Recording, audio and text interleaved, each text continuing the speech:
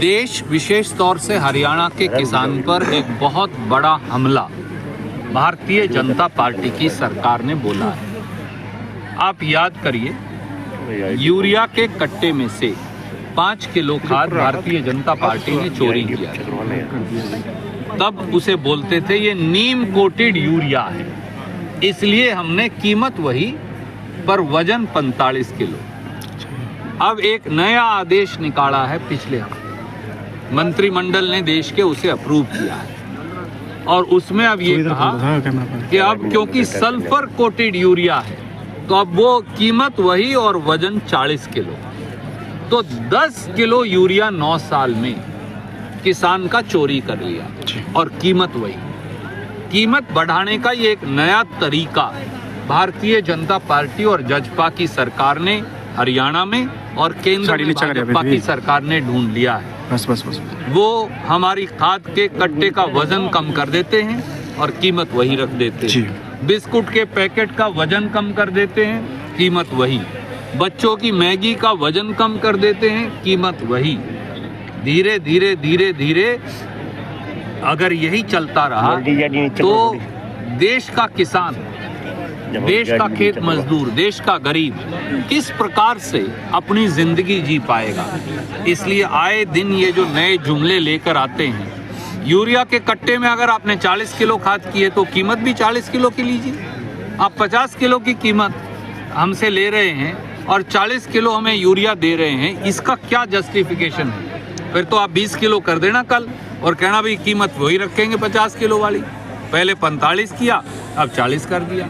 हम इस बात का कड़ा विरोध करते हैं और मांग करते हैं इस देश और प्रदेश के किसानों की ओर से कि किसानों को इस प्रकार से उत्पीड़ित मत करिए मोदी जी, और किसानों की जो यूरिया का कट्टा है उसकी कीमत जो है वो आपने जो वजन कम किया है उसके मुताबिक कीमत कम की जाए। सच्ची तरह से भगवान राम सबके, भगवान राम दरिद्र की झोपड़ी में मिलेंगे, भगवान राम उस मजदूर की काया में मिलेंगे जिसके पेट और पीठ एक है। भगवान राम करुणा का नाम है, भगवान राम भाईचारा है, भगवान राम सनातन है, भगवान राम प्रेम है, भगवान राम कभी भी, भगवान राम जोड़ने की चीज है, भगवान राम कर्तव्य का बोध है, भगवान राम कुर्बानी है, भगवान राम मर्यादा है, भगवान राम वादे के मुताबिक